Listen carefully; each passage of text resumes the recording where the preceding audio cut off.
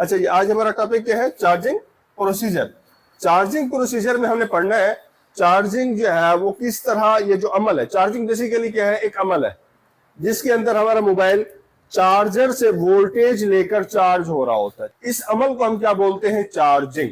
अच्छा, ये कैसे रूनुमा होता है, इस लेक्चर को आपने बड़े गौर से सुनना है, ठीक है? ये जो लेक्चर है ये ऑनलाइन किसी जगह मौजूद नहीं है। अगर ऑनलाइन अगर आपको मिल भी जाएगा तो जस्ट डायग्राम्स मिलेगी। प्रोसीजर कैसे होता है, प्रोसीड कैसे होता है, ये समझ आपको कभी नहीं आएगी। ये आपको इस लेक्चर को गौर से सुनने से समझ आएगी। समझ रहे बात को?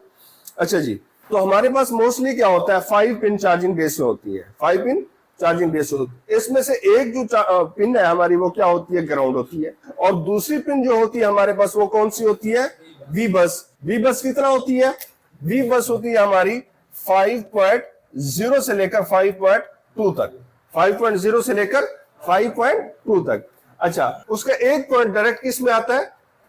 6 पिन चार्जिंग आईसी में आता है। किस में आता है? 6 पिन चार्जिंग आईसी में आता है। और डायरेक्ट 6 पिन चार्जिंग आईसी में आने से पहले एक हम दरमियान में क्या लगा देते हैं? कैपेसिटर। कैपेसिटर हम क्यों लगा देते हैं?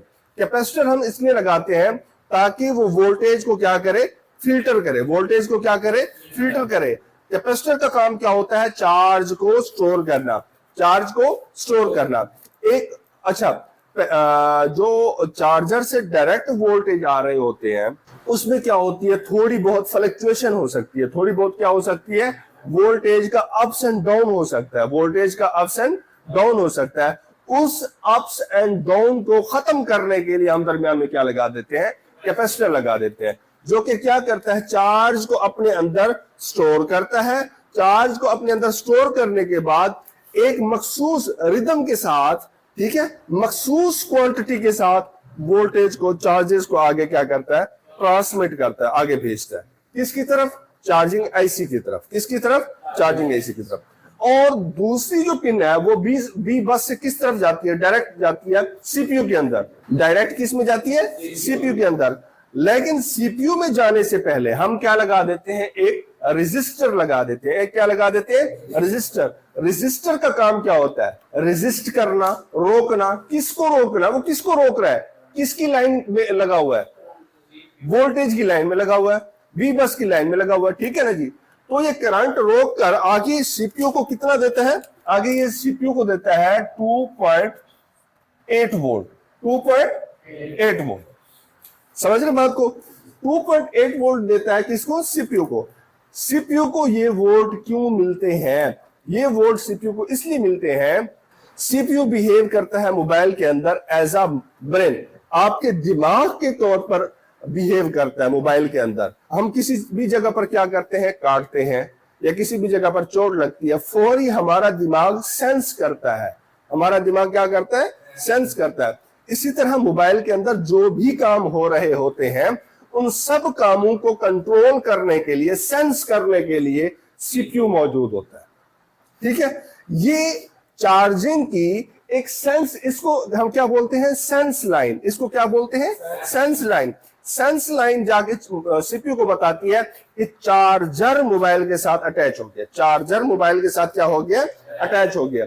और जैसे ही उसको ये सेंस मिलती है, किसको? सीपीयू को, वो फौरी अब उसका एक एजेंट होता है। उसका क्या होता है? एक एजेंट होता है, ठीक है? उस एजेंट का नाम है, उस लाइन का नाम है BSI। उस एजेंट का नाम क्या है?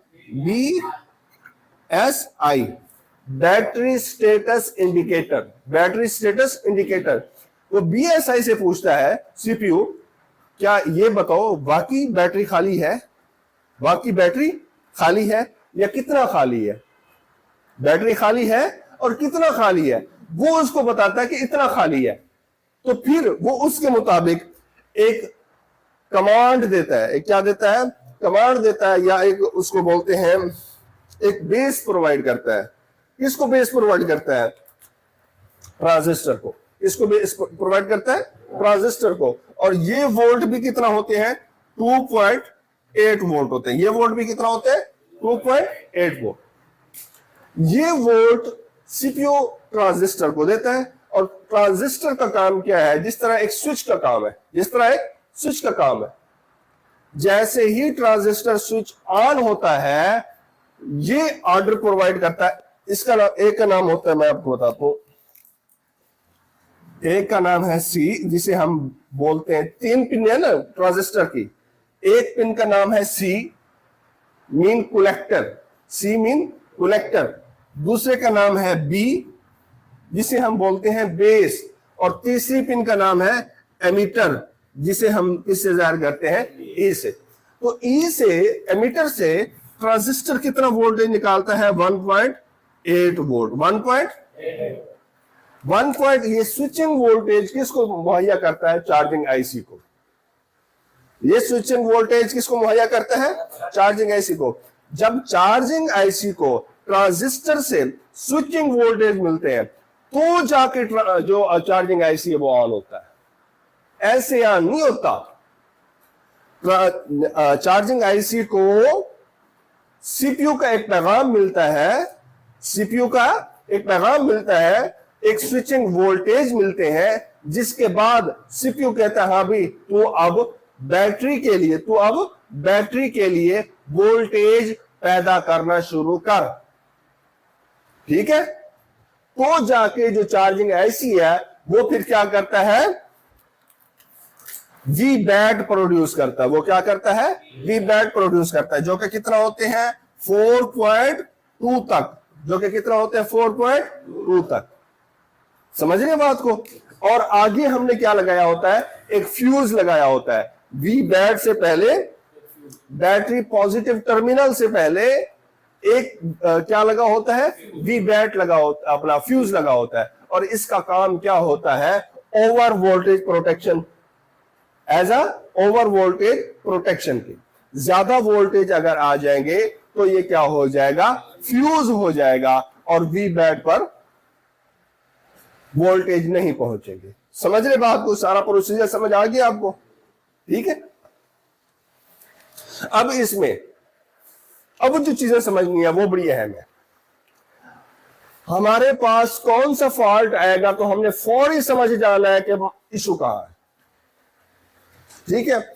अगर आपके वी बैट पर शॉर्टिंग आ रही है, वी बैट पर शॉर्टिंग आ रही है, तो सबसे पहले हम किसको चेक करेंगे, वाजिद बताएगा। अगर हमारे वी बैट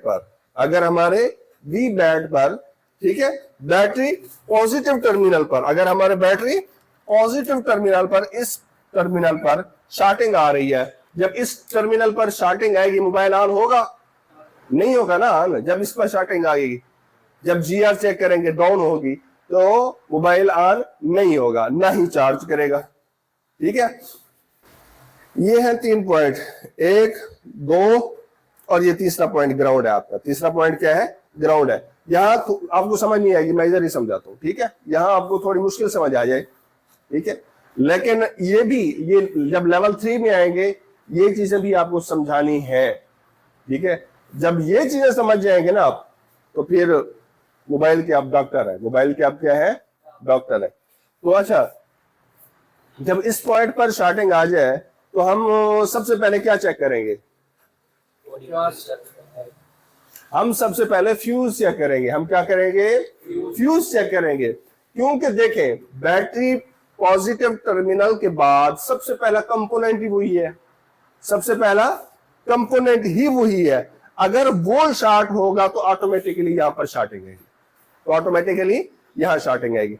और जब ये शॉर्ट हो जाएगा, जब ये फ्यूज हो जाएगा, तो इसका सोल्यूशन क्या है हमारे पास, तो इसका वाहिद सोल्यूशन ये है कि हमने इसको निकालना है और इसकी जगह पर न्यू लगाना है। और कोई सोल्यूशन है नहीं, या फिर हम डायरेक्ट कर दें, ये उतार के हम इसे डायरेक्ट भी कर सकते हैं, नो इशू।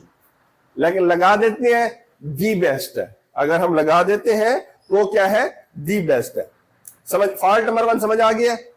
आपके वी बैट पर शॉर्टिंग आ रही है, आपके वी बैट पर शॉर्टिंग आ रही है, तो सबसे पहले आपने क्या करना है, वी बैट लाइन में लगा हुआ फ्यूज, उसको जाके क्या करना है, चेकआउट करना है। अगर तो वो हो गया है लीक, उसको आपने क्या कर लेना है, उतार लेना है, उतार के चेंज करने बेहतर है सेम वैल्यू का। अगर वो नहीं मिलता तो आप उसको क्या कर दें, जंपर कर दें, डायरेक्ट कर दें, तो आपका ट्रैक क्या हो जाएगा, क्लियर।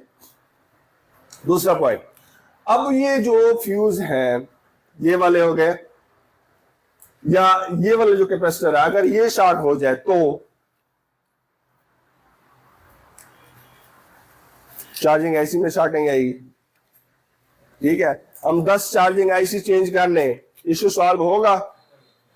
हमारा क्या होगा, हमने ट्रैक में जाके उस कैपेसिटर को चेक करना है, ट्रैक में जाके उस कैपेसिटर को चेक करना है। ठीक है, और इसी तरह